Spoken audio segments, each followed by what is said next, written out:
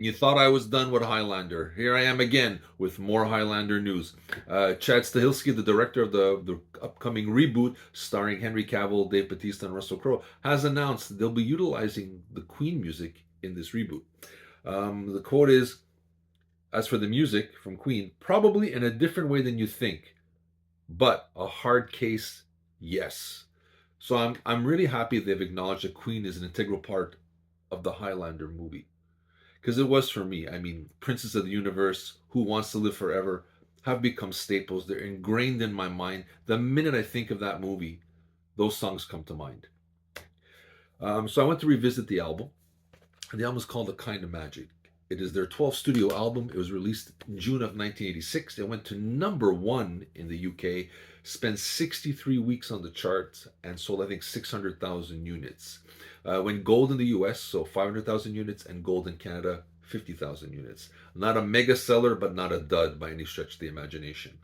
As for the album, why it's not called the soundtrack to Highlander, I'll get to that in a minute. But let's go through the tracks. One Vision.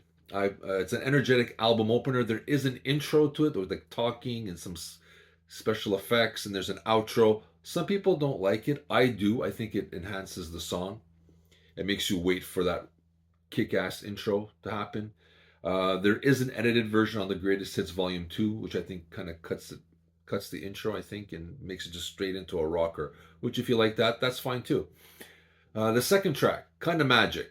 Kind of has a dance groove to it, catchy as all heck, chorus for days, earworms for sure. This is one of the catchiest Queen songs ever of the 80s. If you don't like their 80s output, at least listen to that song. It's catchy, it's uplifting, it's beautiful, and do yourself a favor, listen to it once in your life.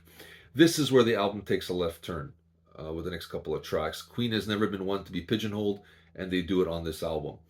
1 Year of Love. It's a Roger Taylor composition. There is no guitar in this. There's a saxophone segment in here. Doesn't sound like it should work on a Queen album, but it works beautifully. I like this song. Very nice. Pain is So Close to Pleasure. I thought this would be a rocker. I thought in my head it was going to be a rocker, but it's a Motown soulful kind of track, and it works beautifully. Shows Queen's diversity and their creativity. Love this. So as you think you understand how this album is going to go, they do that little left turn, which I enjoy. Friends Will Be Friends is a nice little ballad. Heartfelt lyrics about enduring friendships. Next is the one I love the most, Who Wants to Live Forever, one of the greatest songs ever from Queen.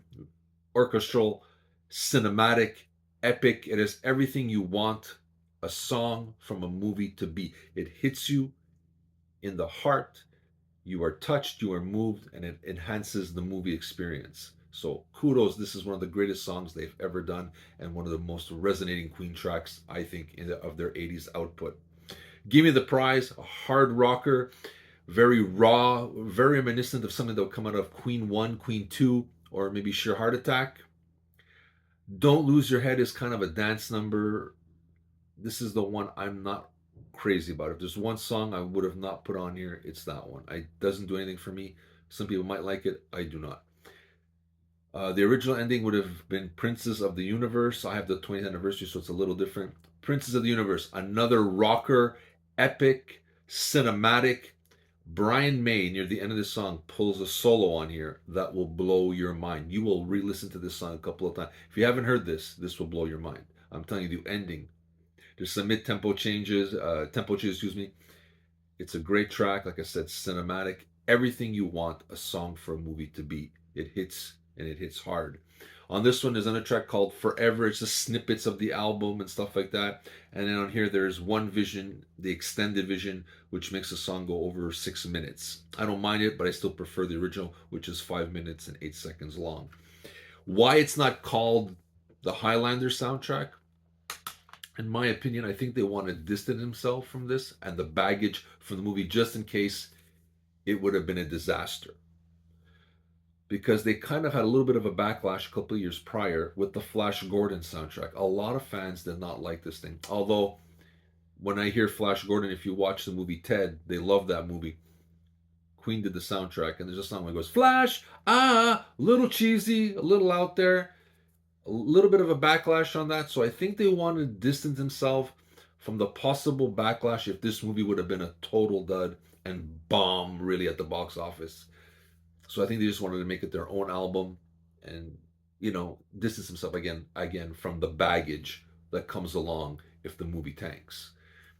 And I think that's why they did it, but that's my opinion. Overall, I think it's a solid record. I'm not saying it's better than, Sheer Heart Attack or Queen 1 or 2. But if you're looking for something else, if you haven't listened to this, like I haven't listened to this in a few years, it's enjoyable. And I think you owe it to yourself if you are a Queen fan or if you like movie soundtracks or something about movie soundtrack.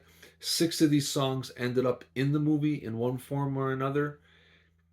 And I think they're pretty good. I still think Who Wants to Live Forever, One Vision, A Kind of Magic, and Princes of the Universe are standout tracks, and they are what make a movie or break movies in this. Because sometimes the song just doesn't live up to the moment, and these songs do, and it enhances the movie and the cinematic experience.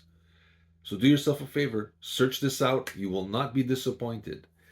I'm telling you, if you like Queen, this is an album you need to look for. I know it's 80s. A lot of fans did not like them during the 80s, but it's not a bad album. So do yourself a favor, search it out. Share your thoughts with me. Let me know if you have this album. Do you like this album? Do you know it's some of the songs are on Highlander? Do you know what Highlander is? Share your thoughts with us. Hit the like button, subscribe.